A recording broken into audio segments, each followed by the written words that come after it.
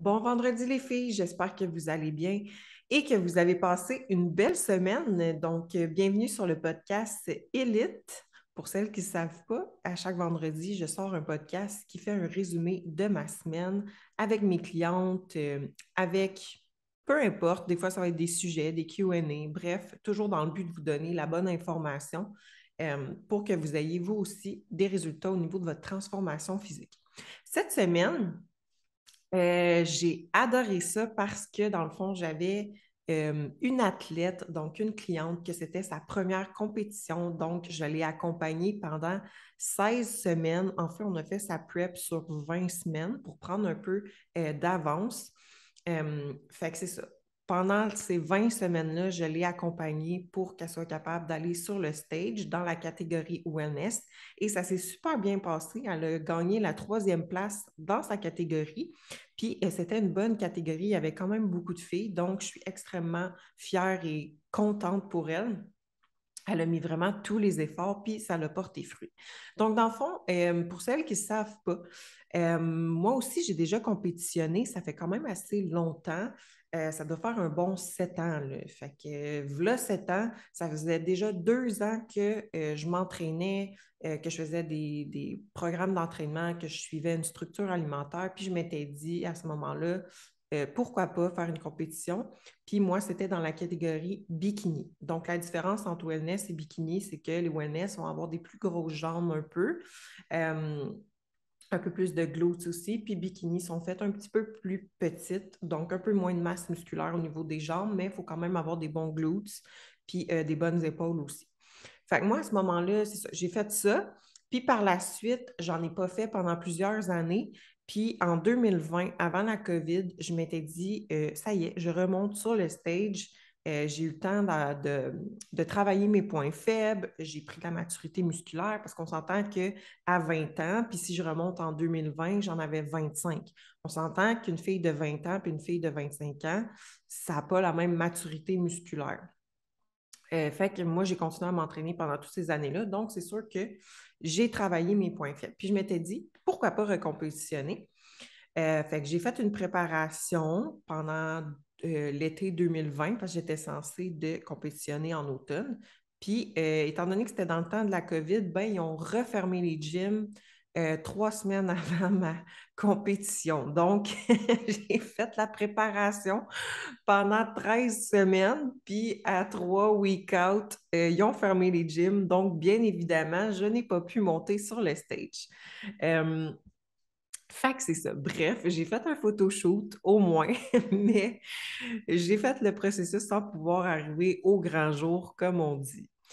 Donc, pour revenir à ma cliente, selon moi, pour celles que ça les intéresse de compétitionner, si je peux vous donner quelques conseils en lien avec ça que moi, j'ai vécu, puis que j'ai remarqué aussi chez ma cliente, exemple, là, c'est ma deuxième cliente que j'emmène en prep, en fait. Fait que je vais vous donner ce que j'ai remarqué de ces deux clientes-là, puis de moi. Dans le fond, c'est que premièrement, il faut que tu ailles un ou une coach qui va te comprendre. Selon moi, là, c'est vraiment mon opinion, là, et vous pouvez avoir un ou une coach qui n'a jamais fait de compé puis qui va être capable de vous emmener du point A au point Z en super conditions. Ça, j'en suis convaincue. Par contre, moi, je trouve ça important euh, d'être avec quelqu'un qui va comprendre comment tu te sens pendant ta prep. Parce qu'on s'entend, je dis pendant, mais après aussi. C'est juste que pendant, au début, tu sais, les premières semaines, c'est quand même pas si pire, on y va plus mollo, etc. Mais dans le dernier sprint, dans les 8 dernières semaines environ, souvent, c'est là que le mental, il faut que tu aies vraiment un bon mental parce que là, les calories viennent basses, on coupe les carbs, tu as plus de cardio, fait que c'est vraiment plus rough pour le corps. Puis ça joue énormément sur le mental. Puis des fois, tu te demandes pourquoi je fais ça. Ou tu te remets en question sur ta vie au complet, tu te sens depressed, mais c'est juste l'effet un peu de la prep, on pousse le corps au max qu'il peut. Donc, si tu es avec quelqu'un qui comprend ça, ben, tu vas être capable d'y faire part de tes sentiments, puis la personne va être capable de te ramener un peu les pieds sur terre pour te dire, hey, c'est normal que tu files comme ça parce que telle affaire. Fait que d'être avec quelqu'un qui va comprendre le processus que tu fais, puis d'être capable de te rationaliser quand tu sens que tu as des petits moments plus depressed qui sont tout à fait normaux, selon moi.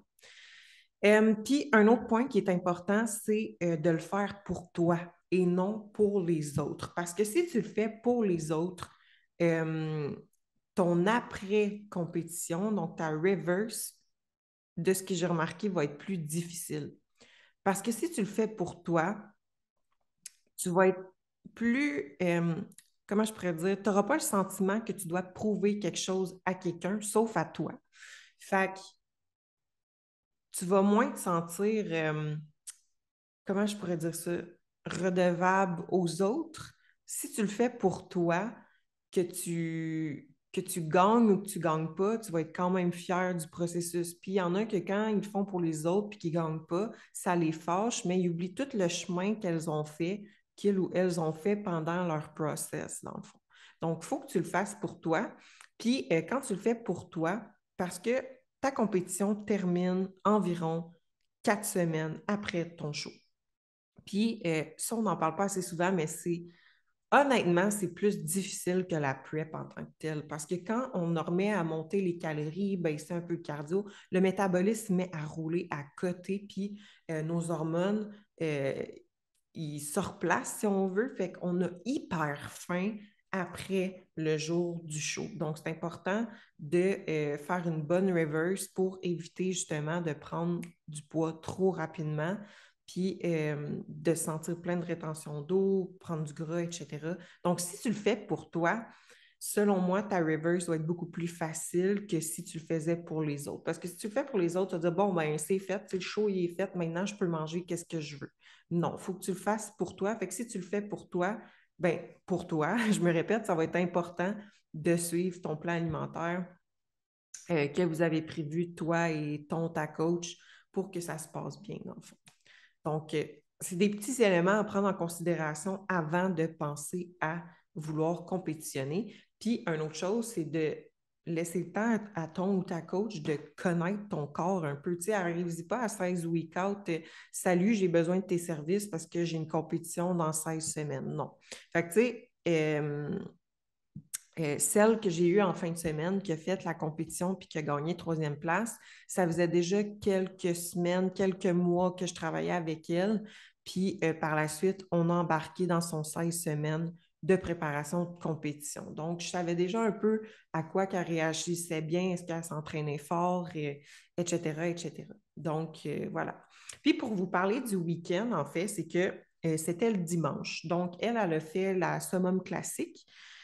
Donc, c'était le dimanche. Alors, le samedi, il fallait qu'elle aille à l'hôtel faire son tanning. Puis, moi, je suis allée la rejoindre un peu plus tard en journée pour qu'on fasse l'inscription coach, parce que moi, je devais acheter une passe pour avoir accès au backstage avec elle. Fait que je suis allée la rejoindre. Je l'ai vue avec son tanning, parce que ça aussi, tu sais, on a beau être déshydraté, tout ça, mais le tanning, ça fait vraiment une différence sur une shape de quelqu'un. Donc, on a fait l'inscription. On a fait la rencontre des athlètes et des coachs. Par la suite, moi, je suis partie chez moi, elle m'envoyait des updates de sa shape parce qu'on s'entend que dans les derniers jours, j'ai besoin de beaucoup de photos pour savoir qu'est-ce qu'on va faire exactement. Autant avec les carbs, l'eau, etc. Donc, elle m'envoyait des photos, vidéos le soir à l'hôtel. Puis par la suite, le lendemain, je suis retournée le matin.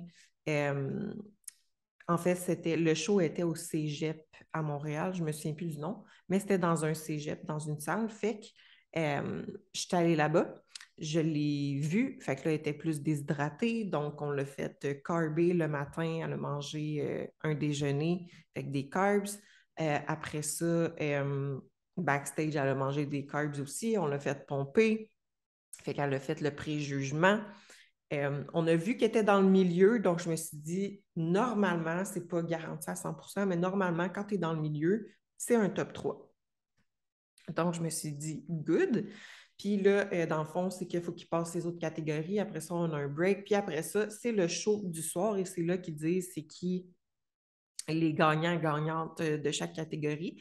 Fait que quand ça a été elle, dans le fond, sa catégorie, Ben c'est ça. Elle a été nommée pour la gagnante de la 3e place en wellness Open A. Donc, j'étais super contente pour elle parce que cette athlète-là, tout le long de sa prep, c'est sûr que des fois, elle me textait parce que ça ne filait pas mentalement, mais moi, je le savais comment elle se sentait. Fait que je pouvais comprendre. Puis, j'étais capable de la ramener sur Terre, justement, des fois, quand elle m'écrivait ou qu'elle m'envoyait des messages vocaux. Mais tout le long de sa prep, de ce que j'ai remarqué, c'est que, comme j'ai dit tantôt, elle le faisait pour elle. Puis, quelque chose que je vais lui donner, c'est que euh, peu importe ce que je disais de faire, elle le faisait. Elle le faisait no matter what.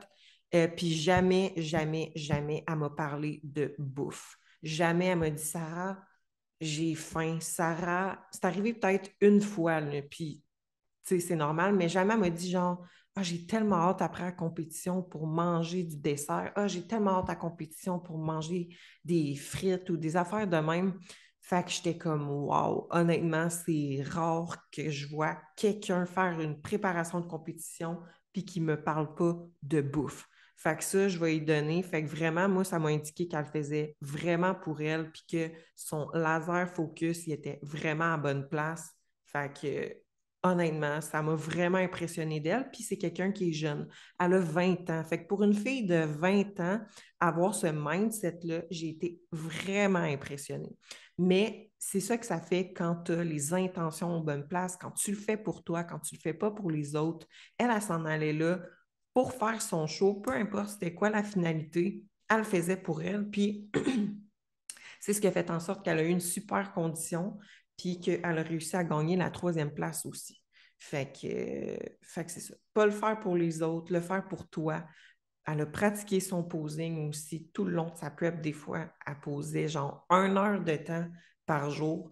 Puis le posing, c'est extrêmement important quand tu fais, peu importe la catégorie, là, tu aurais beau avoir la meilleure condition, mais si ta présentation est moins bonne qu'une fille qui est autant en condition que toi, ben, ça va être l'autre fille qui va gagner. Fait que, bref, c'est extrêmement important. Donc, c'est ça. C'était vraiment ma semaine, en fait, puis j'ai tellement adoré ça. Ça donne toujours la piqûre de vouloir en refaire une autre quand on voit ça.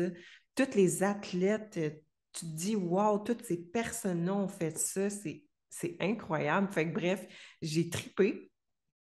Euh, ben, en fait, je tripe à chaque fois, là, mais bref. Fait que c'est ça. Puis après ça, pour ma semaine, en fait, c'est que moi, je me sentais vraiment fatiguée dans les dernières semaines. Moins de motivation, la fatigue accumulée, plus de stress. Fait que là, je me suis rendu compte que ça faisait une couple de mois que j'avais pas pris congé, que j'avais pas pris de vacances. Fait qu'en fait, je me suis dit, bon, étant donné que je savais que ça allait me demander beaucoup de mental ce week-end-là, donc beaucoup d'énergie, je me suis dit pourquoi pas prendre congé après ça dans les jours qui vont suivre, dans la semaine qui vont suivre. Donc, j'ai pris une semaine de congé. Je ne suis pas partie nulle part, je suis juste restée chez moi, je me suis reposée, j'avais vraiment besoin de recharger mes batteries mentales. Fait que, fait que c'est ça, je suis restée chez moi, je me suis reposée. J'ai fait une petite formation que j'avais achetée, mais que je n'avais pas l'énergie pour faire. Fait que là, j'en ai profité pour la faire. Fait que c'est ça. Juste d'être chez moi, profiter de l'automne, dormir, refaire mes réserves d'énergie. Fait que là, je me sens super en forme pour attaquer les prochaines semaines. Puis j'ai vraiment hâte au mois d'octobre parce qu'on a notre événement cliente, un muscle camp, dans le fond, qui est réservé à nos clientes. Dans le fond, c'est qu'on fait une journée formation. Après ça, on fait un workout ensemble. Puis il y a toujours un défi à la fin. Donc, ça me permet vraiment de les pousser à fond dans leur entraînement, de regarder leur exécution de mouvement aussi, puis de créer des liens justement aussi avec mes clientes parce que je suis quelqu'un de sociable, puis j'aime ça, apprendre à connaître les personnes. Fait que c'est ça. Fait qu'en bref, peu importe c'est quoi ton objectif, là, selon moi, là, que ce soit compétitionner ou juste réussir ta transformation physique, tu sais, ce que j'en retire de tout ça, c'est de vraiment le faire pour toi. Parce que quand tu le fais pour toi, c'est garanti que tu réussis. tu n'as pas d'autres portes de sortie. Quand tu le fais pour toi, tu vas être prête à faire les sacrifices qu'il faut, tu vas être prête à faire ce qu'il faut. Ton laser focus va être à la bonne place. Fait que vraiment le faire pour toi. Puis, je vais vous donner un conseil.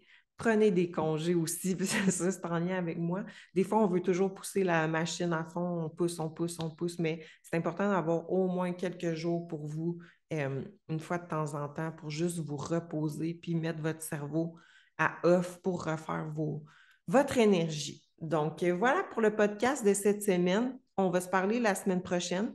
Si vous avez aimé ça, n'hésitez pas à laisser un 5 étoiles sur Spotify et on se dit à vendredi prochain.